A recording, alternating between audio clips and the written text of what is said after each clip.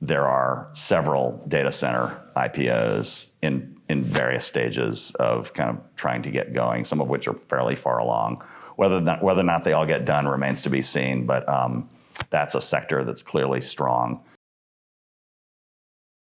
I'm here today with Daniel LeBey, partner, real estate capital markets and mergers and acquisitions, Vinson Elkins. Daniel, thanks for being with us today. Thanks for having me. How would you describe current REIT fundamentals, and how is Vinson Elkins positioned to help REITs respond? Rates started going up pretty dramatically in 2022, and that's put sort of a chill in the real estate industry, broadly speaking, and I think the REIT industry hasn't really been spared from that. So, for example, the REIT capital markets, particularly the equity capital markets, and to some extent debt capital markets, have been slower than before the rate increases began. Sort of the mantra for the last few years has been sort of survive till 2025. Now, rates obviously haven't come down as much as I think folks were hoping.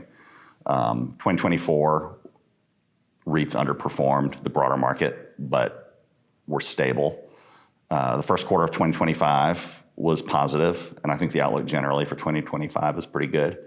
But outside of a few specific geographic locations and sectors within the REIT space, we really haven't seen a surge in capital markets activity. On the M&A side, we've seen more activity, and I would expect that we will continue to see more M&A activity, particularly the smaller cap REITs that are sort of stuck in a rut with the higher rate environment. I expect we might see some consolidation, and outside of the data center, which we'll talk about in a moment, the data center space, I'm not expecting a lot of IPO activity in the REIT space, but there's a lot of activity in the data center space, so we'll see how that goes. And V&E is really well situated to help clients with all of those types of transactions. Our firm is, in addition to having a very strong real estate platform, is sort of a dominant power and energy firm. So we're really well, kind of uniquely positioned to help clients that are focused on data center strategies. So I'm expecting that's going to suck up a lot of our time for the rest of the year and hopefully in future years. And are you seeing any geographic shifts in demand or investment focus within any specific REIT sectors? And if so, what's driving those changes? I think the deals that we're working on are mostly private capital-driven deals. And a lot of the investment activity, the deployment of that capital seems to be focused in the Sun Belt states. I don't think that's new, but that's a continuing trend. So that sort of answers the geographic question.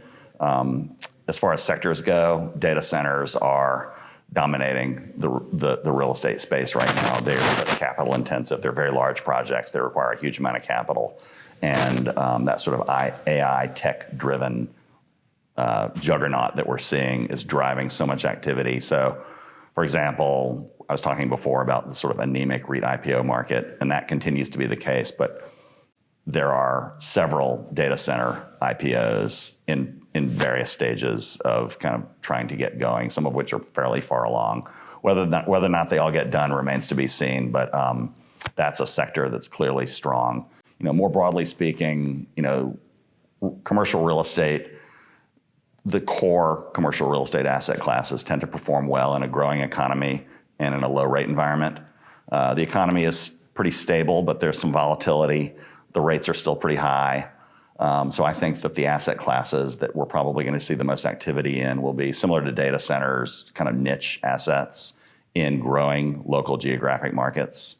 An example might be senior housing, retail centers. The sort of back to the office trend is driving some office activity in an asset class that's been pretty slow for a while. So, and we're seeing some of that, but I expect we'll see that to continue through 2025.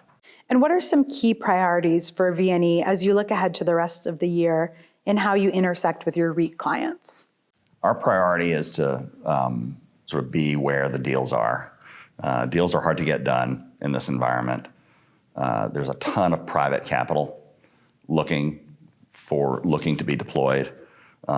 We have good relationships with some of the private equity firms and other sponsors that are focused on the real estate space. Of course, we would love to be involved in REIT IPOs and public M&A deals. We have a few deals that we're involved with. But I think most of the activity that we've seen and are probably going to continue to see is going to be sort of private capital formation around the real estate space, which may involve REITs. Won't always involve REITs. Sometimes a private deal will have a REIT in the structure, depending on who the investors are and what their tax requirements are. But within the kind of public REIT space, I think we're going to see alternative capital raising. We've seen a lot of JV deals. I think we'll continue to see a lot of JV deals getting done. Those are fun deals for the lawyers to work on. They're highly structured, tax-intensive deals that require a lot of lawyering. And our firm is really well positioned to help clients on those sorts of transactions.